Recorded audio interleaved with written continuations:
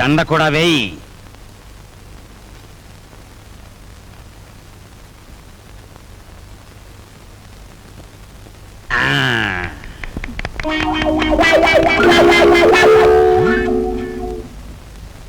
ఏమండి, జనం ఎవరు లేరండి. గొప్ప గొప్ప సినిమాలు మెల్లిమెల్లిగా పికప్ అవుతాయి, ముందు జనం రారు. మనకి అంతే. నీకెందుకు, నేను తొక్కుతాగా.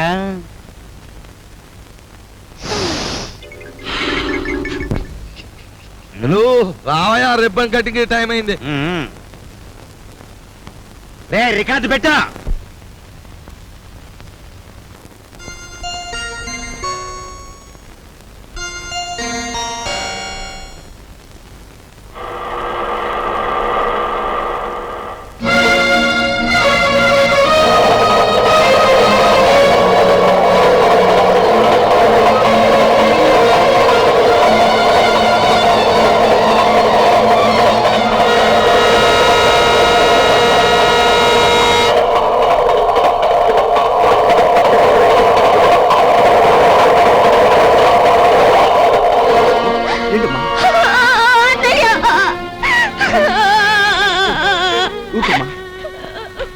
ఏం జరిగింది?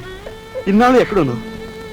ఆ రోజు నేను ఇంట్లోంచి వెళ్ళిపోయాక పెళ్లి చూపులకు వచ్చిన జయదేవిని కలిశాను. మీ ఎదురు కలవడానికి వీలు లేదని వాళ్ళ నాన్న శాసించారు. అందుకని మీ ఎదురు గుడిలోకి వెళ్ళి పెళ్లి చేసుకున్నాను.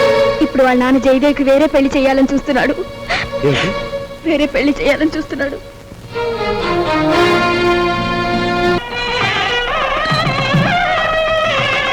రండి బాబు గారు. పెళ్లి కూతురు తండ్రినే ఉండి పోలీసు డ్రెస్సులో వచ్చినందుకు క్షమించాలి. నా కూతురు పెళ్లి అయినా నేను డ్యూటీ నుంచి రిలాక్స్ కాను. నేరస్తుని పట్టుకోవడంలో నేను ఇప్పుడు ఎవర్ రెడీ బ్యాటరీ లాంటి వాడిని దేశానికి తెలియాలి. That's why this dress. ఏ డ్రెస్ లో ఉన్నా మీరు నా కాబోయే వియ్యంకులు, అది నా సంతోషం. మీకు సంతోషం అయితే మాకు సంతోషమే.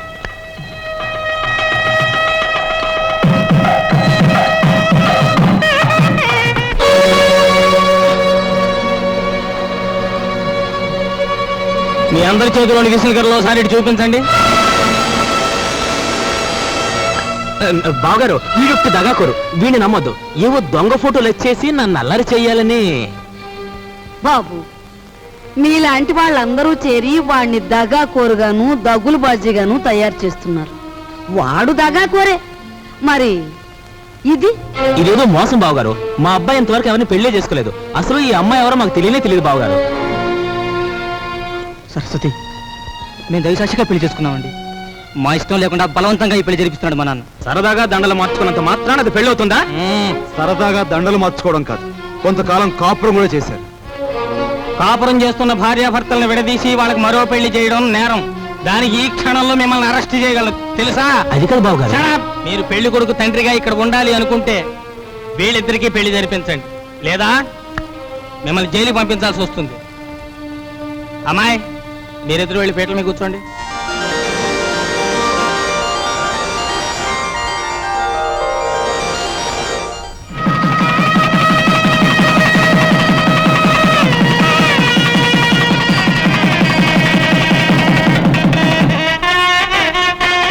ఒరే నాయనా,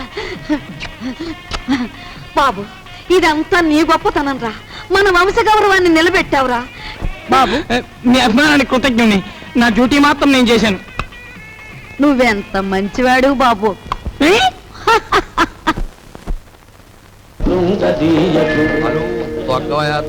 హలో, తక్కరా. అమ్మ కుర్రనా కొడక, నీ కూడా లోకు అయిపోయాను రా. తెల్లారేలోగా నీ నుంచి నీ బాబు నుంచి దొక్కుతాను రా, పేడ వదిలిపోతే. నువ్వు టీ తాగరా.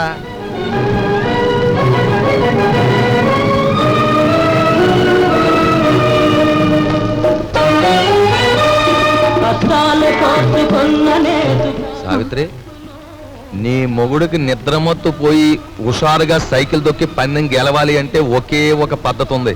నేను చెప్పినట్టు వింటావా? ఏమిటో చెప్పండి, చేస్తాను. ఏం లేదు, సాచి లెంపకే కొట్టి.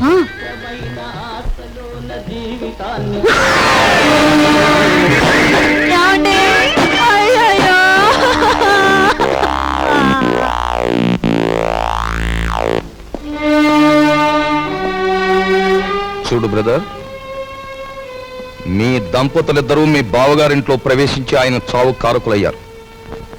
అందుకే మిమ్మల్ని ఇక్కడికి పిలిపించాను.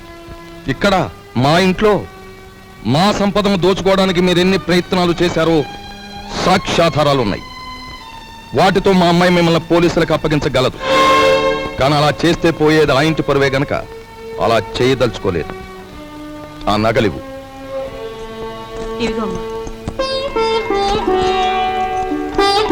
అదిగో మీ ట్రంక్ పెట్టి. ఆ పెట్టెలో ఈ ఇంటికి సంబంధించిన వస్తువులు ఎన్నున్నాయో మాకు బాగా తెలుసు. ఇక నుంచైనా గౌరవంగా బ్రతకడం నేర్చుకోండి. అలాగే సార్, మా దారిని మేము వెళ్ళిపోతాం. బ్రతికినంత కాలం మిమ్మల్ని తలుచుకుంటూ బుద్ధిగా బతుకుతాం. మాకు సెలవు ఇప్పించండి. వెళ్ళండి. పదవే.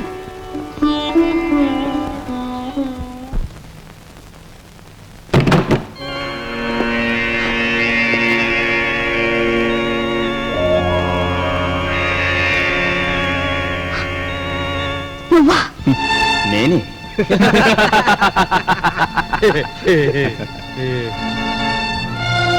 ఆయన చావు బతుకుల్లో ఉన్నారు. తెలిసిన వాడివి, నాకు సాయం చేయి. దయచేసి వెళ్ళిపో.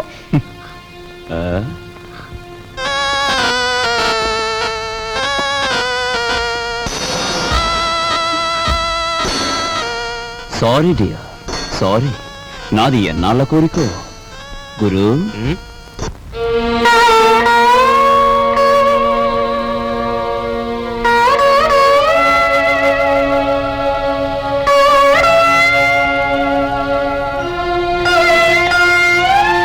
ఒక పక్క నా భర్త సావు బతుకుల్లో ఉంటే ఆ జాలి కూడా లేకుండా ప్రవర్తించాడు మీ అబ్బాయి.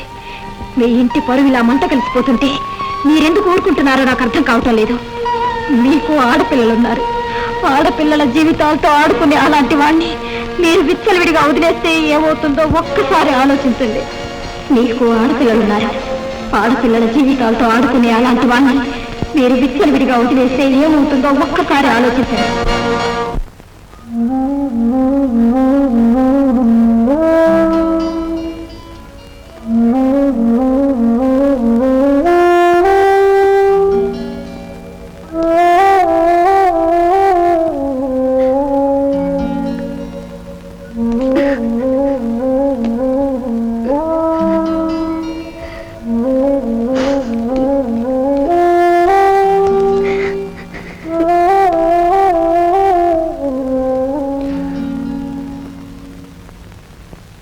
చూడమ్మా, ఈ క్యారేజీ మా చిన్నబాబుకిచ్చి మీకు ఇష్టమని మీ అమ్మాయి స్వయంగా తయారు చేసింది.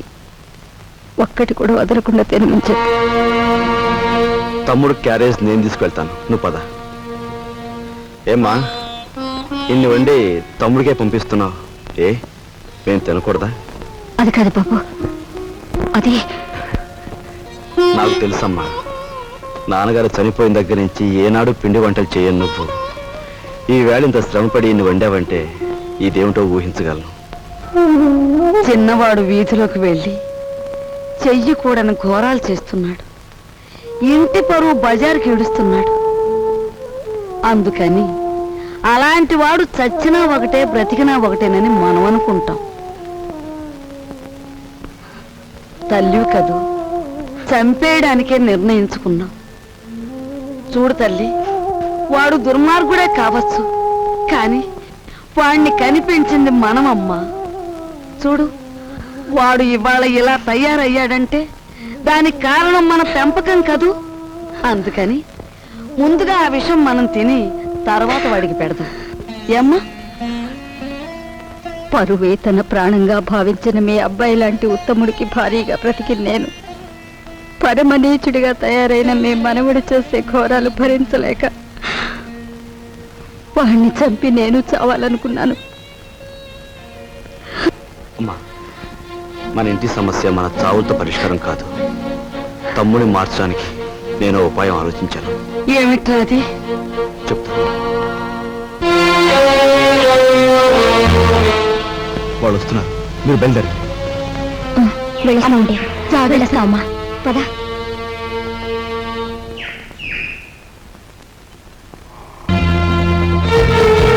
ఆ పారిపోయిన కుర్రాడెవరు? చంపేస్తాను చెప్పు. నీతో పారిపోయిన ఆ కుర్రాడెవరు? చెప్పవే.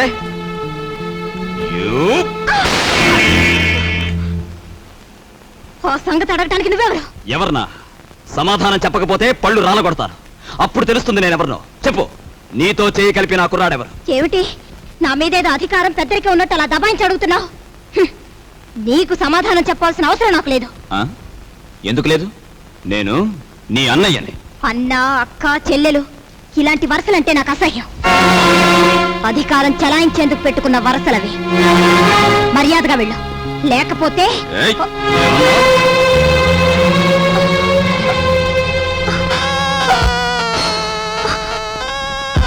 బ్రదర్ బ్రదర్, నువ్వు అన్న మాటలే నీ చెల్లెలు అంటోంది. గ్రేట్. వదిలే అమ్మ, వదిలే. చూడు బ్రదర్, ఆ వేళ ఆ పిల్లని అనుభవించే గురువు అన్నట్టు తోసావు. ఈ పిల్ల నీ చెల్లి అని సెంటిమెంట్ ఉంటే కాసేపు అలా పక్క తప్పు. అది నీకు మంచిది, మాకు మంచిది. నా చెల్లి నేను చేతురా.